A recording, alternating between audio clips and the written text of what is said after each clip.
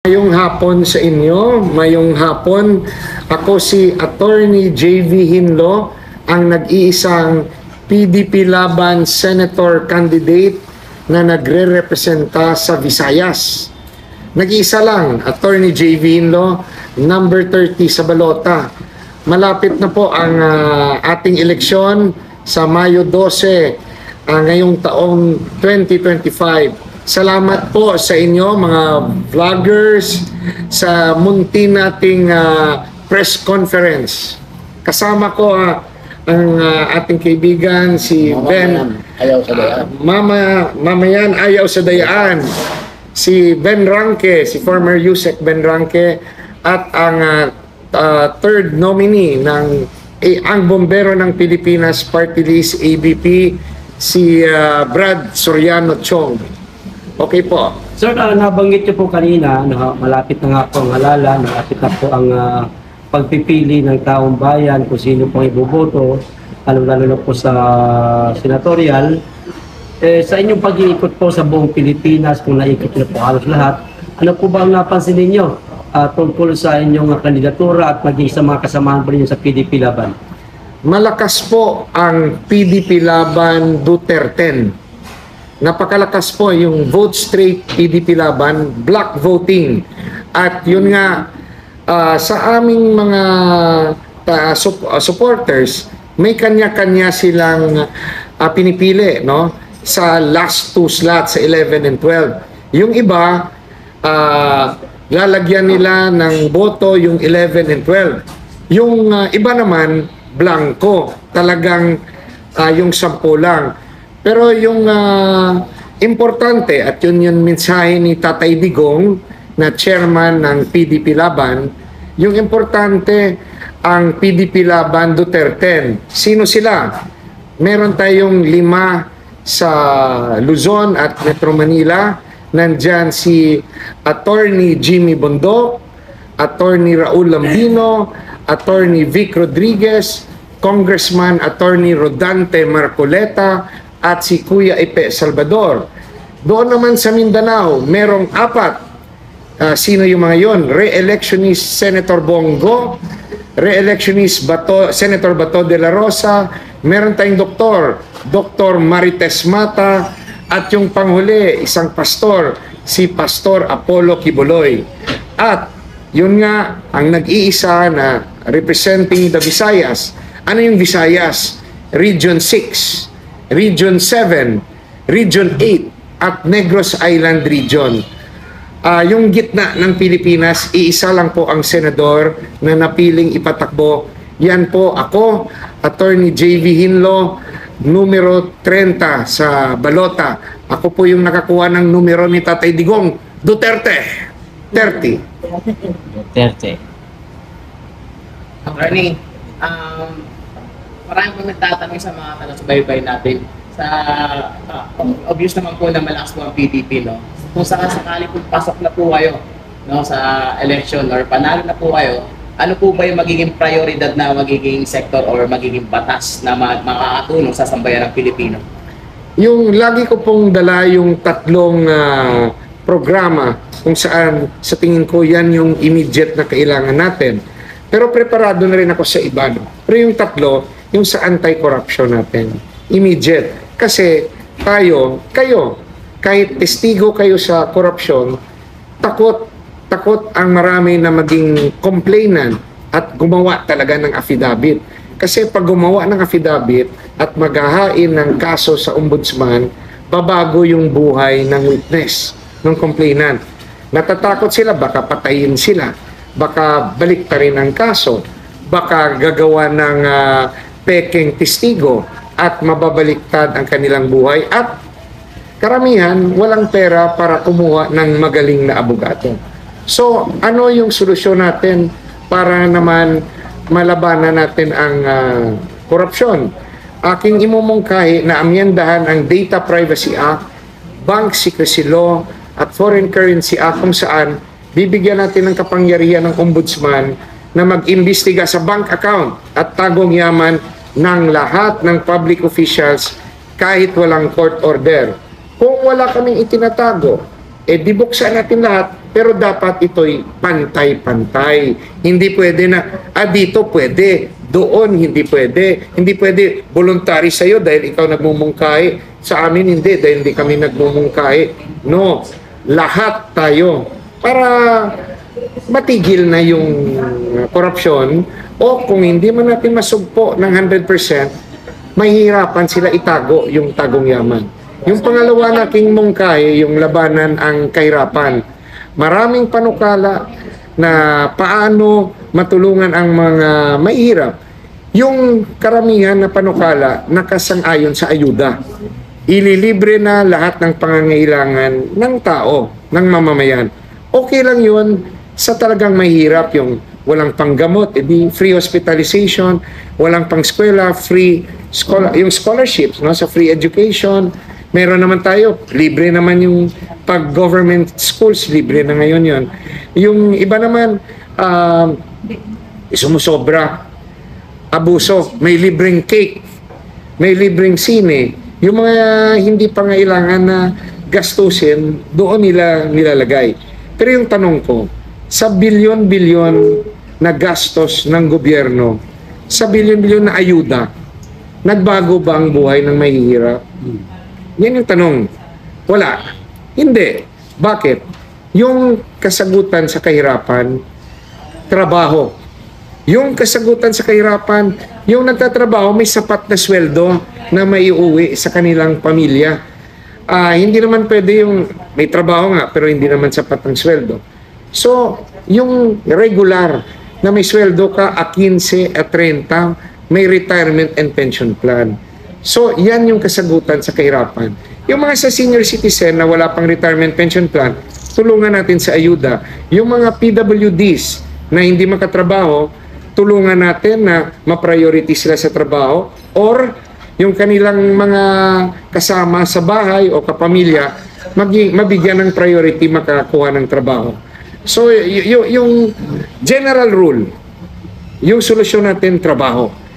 Yung mga sektor na nangangailangan ng tulong, ituloy natin ang ayuda. Now, paano mangyayari to? Turo sa akin ni Yusek Benranque, sabi niya, industrialization at yung state-managed farming. Tama ka, Ben? Yeah. Oh. What do you mean by industrialization? Ang mga factories dapat dito sa loob ng Philippines. Yung bumubuhay sa ating ekonomiya, alam niyo kung ano? OFW. Kung walang OFW, baka bagsak na yung ating ekonomiya. Pero masamang sinyales yan na ang daming OFW. Ibig sabihin, walang trabaho o kulang ang trabaho sa Pilipinas.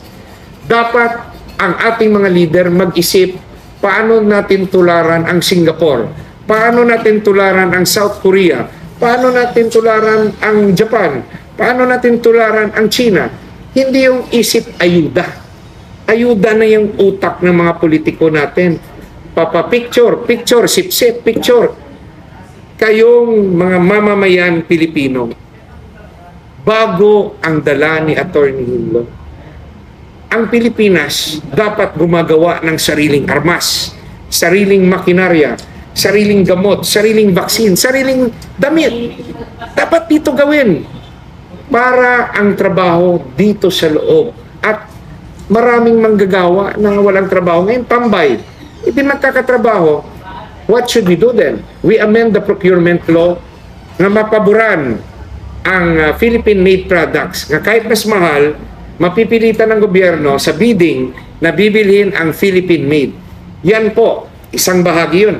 Yung pangalawang bahagi, state-managed farming, state-managed fishing, yung problema sa agrikultura. Bakit naghihirap ang magsasaka at mangingisda? Bakit pinakamahirap na sektor ang magsasaka at mangingisda? Dahil ang traditional na tulong ng mga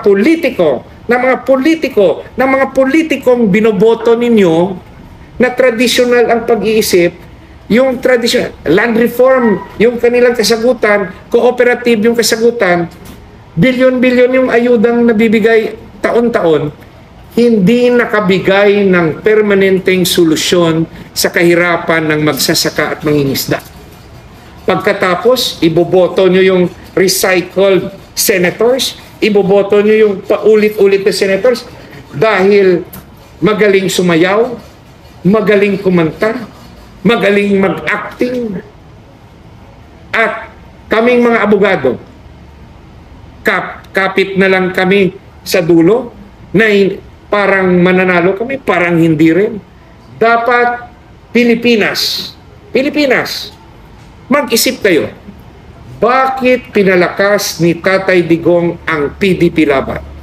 Bakit pinuno niya ito ng 5 abogado? Bakit nandyan si Attorney Jimmy Bundok, Attorney Raul Lambino, nandyan si Attorney Vic Rodriguez, nandyan si Congressman Attorney Rodante Marcoleta, at nandyan ang nag-iisang senador ng Visayas, Attorney J.V. Hinlo. Kasama ko si Caben sa MRRD NECC, Marco Polo 15. Bakit Caben nandito si Attorney Hinlo? Ibig sabihin, nakita ni Tatay Digong na mapagkakatiwalaan ang isang katulad ko. Hindi umaman. Hindi nag-abuso sa pwesto. Pero, nandito ngayon, pinasali kasama ng 4 na abogado, 5 kami. Tutulungan namin ang 5 ring naming kasama na hindi abogado. Pero, mga Duterte supporters, mga PDP Laban supporters, kailangan na manalo ang 5 abogado ng PDP Laban. Sinong ilalaban natin sa kabila? Ilalaban nyo sa administrasyon kung wala yung mga abogado. Sino? Sa ngayon, may 3 tayong senador. Hirap sila. Ang Pangulo ng PDP, Senator Robin Padilla, Senator Bongo, very popular. Nandyan yung dating PNP chief, Senator Bato de la Rosa, matapang. Pero iba ang training ng abogado. Huwag niyong kalimutan, isama sa 10, walang laglagan. Importante po na yung 5 abogadong manalo. So ano yung solusyon sa kahirapan? State managed farming, state managed fishing. Ano ibig sabihin nun? Yung gobyerno, nasyonal, lokal, dapat pumasok sa negosyong agrikultura at pangingisda. At pag pinasok yung negosyong agrikultura at pangingisda, maraming trabahong magagawa.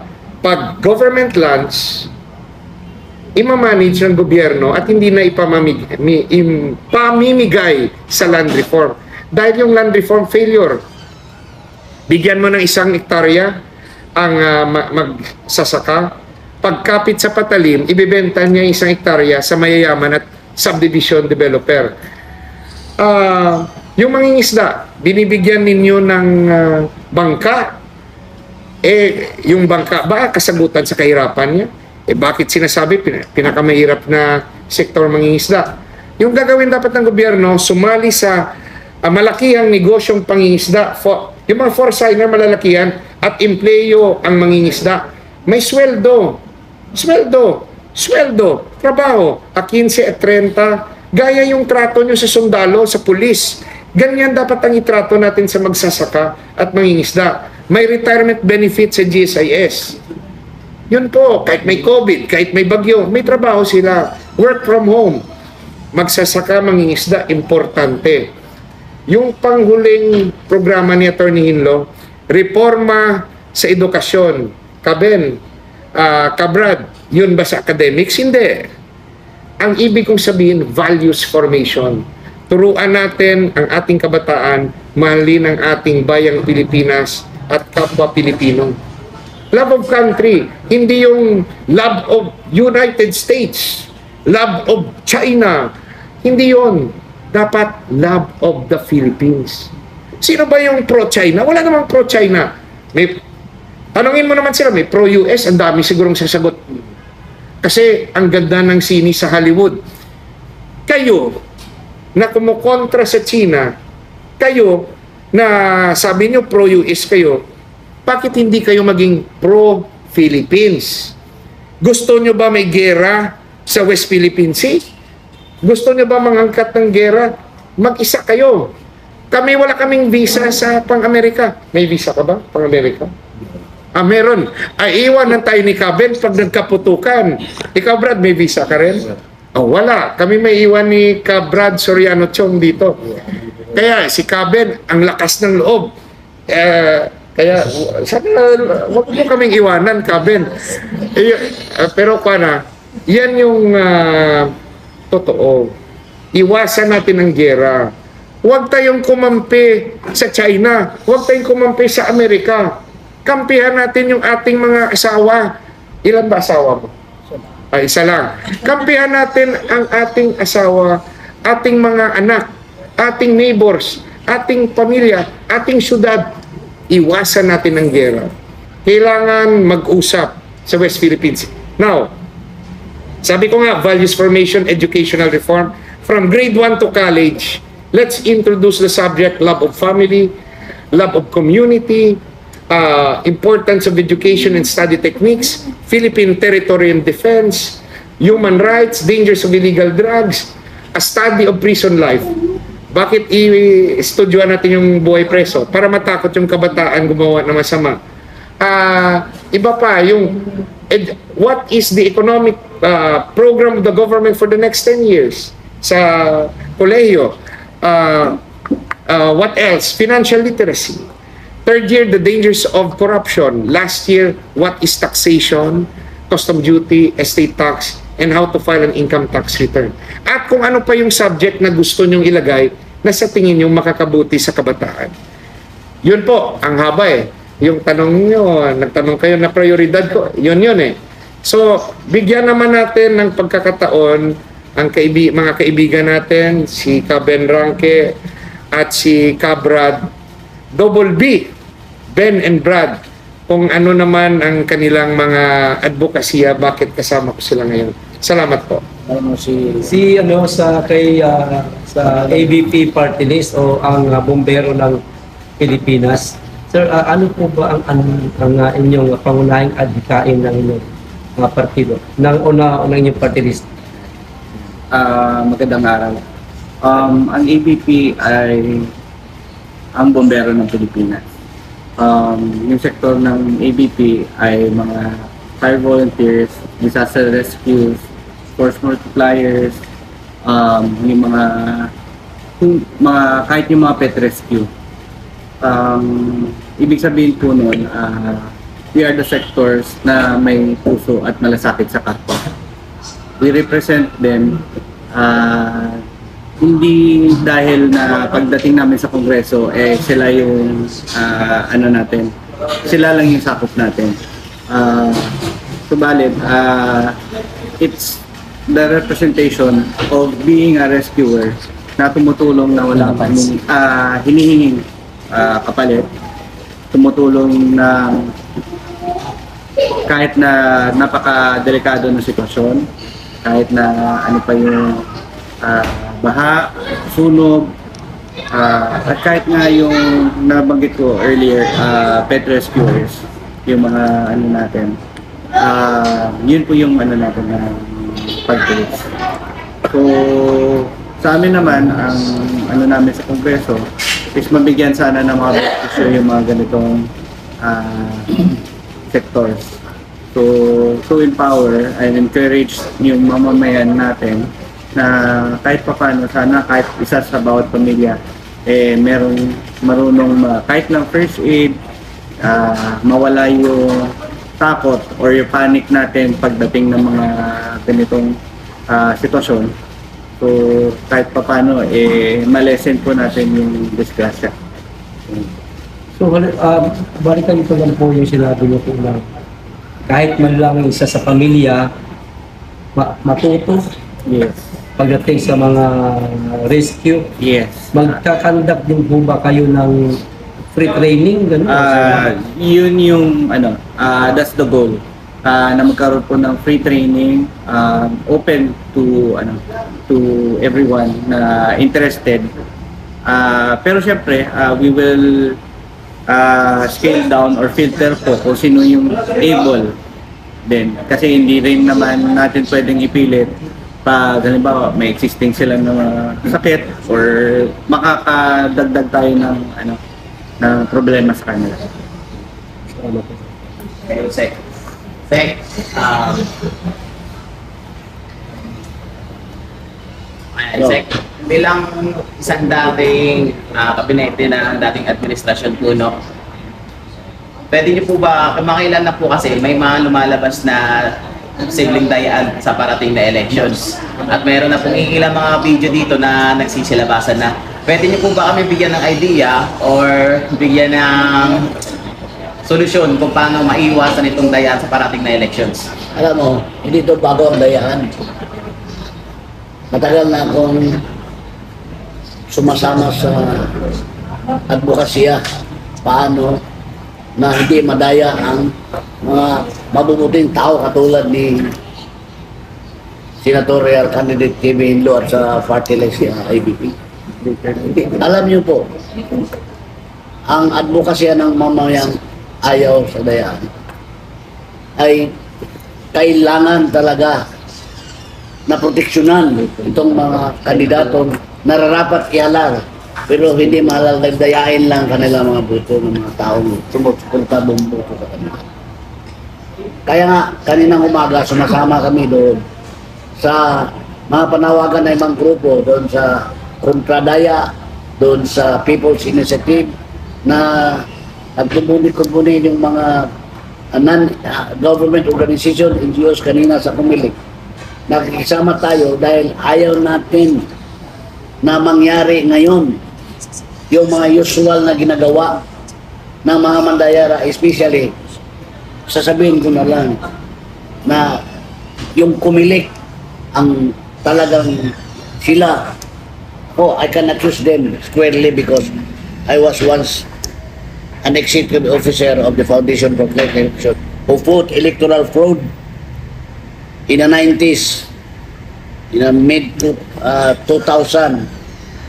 Tagal na ako nang lumalaban kontra sa daya. Kasi nakikita ko, pwedeng Kumilik, ipanalo yung talo. Pwede sa Kumilik, ipanalo yung talo. Ganon. Ganon naman ginagawa nila. In fact, I can accuse Chairman Garcia was once kontra namin yan noon sa protesta namin. Kasi abogado siya doon sa Mandaya. Ngayon, nagiging Kumilik chairman siya. Ngayon, talamak ang mga accusations ng kanyang mga ginagawa. Anong sinasabi ni Glenchong? Atty. Glenchong? Doon sa Butuan, nung isang araw nagkaroon ng testing sa ECM, automatic counting machines. Sa isang barangay sa Butuan, barangay Santo Niño, sa isang presinto doon, binoto si Team Plaza, pati 12 niyang kasama. Ang lumalabas, yung boto ni Lawrence at saka yung mga kasama ni Lawrence, yung kalaban niya sa politika po. So, sino may kasalanan? Hindi naman kasalanan ng mga kandidato yun. Kasalanan yung Kumilik. Kasi sila ang gumawa ng system. Di ba? Kaya nga, ang panawagan ngayon para masolusyon, pero itong short-term solution, may long-term solution yan. Ang panawagan ngayon, dapat picturean, dapat ang mga poll watchers, picturean nila, i-allow sila ng Kumilik, picturean yung BBPAT, voters verification paper or the trail BBPAT, yung resibo. Kasi yun ang gagamitan ko mo in case hindi makatugma yung nabilang at saka yung resibo. Yung resibong lumalabas. Lumalabas, di ba? Yun, that is the danger now. Bakit ginagawa ngayon yan ng Kumilik? Kasi sino ba si Garcia? Di ba ina-appoint siya ng presidente? Saan yung loyalty niya? Sa taong bayan o sa presidente yung nag-appoint sa kanya? Kawawa itong mga taong katulad ni GB Hinlo. Potential leader. May magandang hangarin para sa bayan. Pero ang nakaluklok doon yung mga buhayang pabalik-balik. That's why we are mad. Mamamayang ayaw sa dayan. Babatukan namin yan. Kaya inaalok namin ang lahat ng mga citizens sa bansa. Lahat kayo. Go out and watch sa mga boto natin. Demand. BBPAT. Picturean natin yan. Kasi yun lang muna ang solusyon. Pero ang long-term solusyon ko sa mamayang ayaw sa dayan, kung may pagkakataon mahalal yung party list, ABP at saka si senatorial candidate JB Hinlo, ang request ko sa kanya, i-amend mo yung constitution, i-amend mo yung constitution, yung provision ng COMELEC na dapat ang mga commissioners dyan hindi appointed ng presidente para hindi sila partial. That all the commissioners na magawang commissioners rose from the rank, will rose from the rank. Yung taga-COMELEC mismo, yung pataas ba, seniority, within the may mga employees, kasi sila yan ay mga accountable, civil service, di ba? Mga eligible na career. Yun ang dapat, kasi kung magkasala sila, managot sila sa batas. Yung mga commissioner, paano yan managot? Tingnan mo si Bautista. After election, nagkamal ng offshore accounts, maraming pira, lumayas, nasa Amerika. Ngayon, nababalita, marami ng offshore accounts kasi nag-umpisa na siyang bayaran Di ba? Binibinta na mga. And COMELEC is the greatest boat sailors in the history of the country. Kaya nga, Senator, pahalal ka. Reform COMELEC. Yun ang isang ahensya na sinira ang ating demokrasya. Instead na ipairal nila ang demokrasya, sila ang dahilan nagiba, nagkawatak-watak ang taong bayan dahil sa COMELEC na yan. Sila talaga ang dahilan bakit nagkagulo ang bansa. So we have to reform COMELEC. Once mapunta ka dyan sa Senado, isa yan sa request ko sa inyo. Reform COMELEC. Kasi walang mangyari sa bayan ito pag ang COMELEC ay bawat eleksyon manalo. Yung panalo, italo. Yung talo, ipanalo. Kung magbayad ka, kaya nga, kausap ko last time si former Governor Art Yap, nagkita kami sa Makati. He's running for party list, Ito, do not be discouraged sa ipabantayan natin. May party list tayo dito. Sabi ko, tibiniro ko, napasok ka naman sa papanalo na naman COMELEC. Sabi niya, hindi nga, you see, puno na daw you see. And I know for a fact, there is now what we call cheating room ng COMELEC. Dahil doon gagawin ng factory na sinong papanalo na party list. Alam niyo yung 6 million vote printed ballots? Ang printed ballots, that is genuine, that is authentic. Pero sinunog ba? Saan yun? Yun nga. Sinunog ba? Isa sana yan sa itatanong ko sa inyo. sinunog ba? Kung nasaan ngayon yung Kaya mga nga. error daw na Okay. Kasi authentic yun at genuine, babasahin yun. So, malamang shaded na yun. Shaded na yun at yung cheating room, yun, may ECM doon, bilangin yun, then nakatransmit na. Pasok Yun na. ang panalo ng mga party list. I'm not discouraging you, Yeah. but I'm just exposing this kagaguhan na ginawa ng COMELEC. Kasi galing na ako dyan. I was once an executive officer of the Foundation for Clean Elections na lumalaban sa mga daya na ginagawa ng COMELEC. Hindi taong bayan ang nandaya. COMELEC ang nandaya. Dahil kung taong bayan ba, nandun ang COMELEC, sitahin nila, bakit kayo mandaya? Hindi. COMELEC ang mandaya. Because nandyan sa kanilang system. Nung araw, dagdag bawas, that is during manual election. Nung ginawang automated high level na hacking, high level ng daya. high level ang daya. That's why, Senator, babantayan namin ngayon ang conduct of election. Pero pag makita namin at talagang hindi makayang bantayan yung dayaan dahil nakapwesto na yung mga daya dyan. Yung mga kasama ko kanina, di ba? Yeah. Di ba? Sumigaw sila. Pag people power na tayo at we will reform the Yeah. system including the COMELEC, who is the culprit of all this problem in the community. Si Attorney JB Hinlo at saka sa ABP party list, kumakandidato po kayo ngayon. Sir, itong mga usap-usapan ngayon na di umano baka magkaroon ng dayaan, itong halalan, hindi mo ba kayo natatakot na baka ikaw ka sa madaya? I am running based on faith based on faith. Hindi ako mayaman, hindi ako sikat noong last year, nung pag-file ng candidacy, hindi pa ako kilala, hindi ako kasama sa survey. Within PDP Laban, challenge pa yung nomination ko dahil nga I do not have the resources, I do not have yung kasikatan, wala sa survey. But, naniniwala ako at yung mga nag-nominate sa akin na taga-Negros na kailangan ako ng bansa. Dahil dala ni Attorney J.V. Hinlo ang pinakamagandang National Economic Program sa lahat ng mga senadors. Sa lahat, ako po ang may dala ng programa nakapagbabago sa ating bansa, lalo na sa ekonomiya. Pinag-aralan ko yon nung nasa Land Bank ako, yung problema sa politika nung nasa DILG ako, yung problema sa korupsyon nung nasa Presidential Anti-Corruption Commission ako. Kung hindi ako lalaban at matatakot dahil nga sinasabi na dadayain ka lang naman dyan dahil wala kang pera, kung hindi lalaban ang isang Attorney J.B. Hinlo, wala na pong buwas damlag. There won't be any future for the country.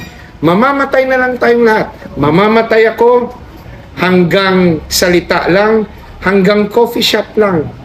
Kaya binibigyan ko ng pagkakataon ang demokrasya. Binibigyan ko ng pagkakataon ang COMELEC. Binibigyan ko ng pagkakataon ang taong bayan. Sa election process, sino ang pipiliin nyo? Yung kumakanta, sumasayaw, nag-acting, recycled, maraming pera, o yung abogado, na dekalidad na abogado, na may programa? Taong bayan maghusga niyan. Sa electoral process. Sa counting, binibigyan natin ng pagkakataon ang COMELEC. COMELEC, dapat po ang manalo ay yung talagang gusto ng tao. Hindi po pwede na gusto ng makina. Dapat yung gusto ng tao.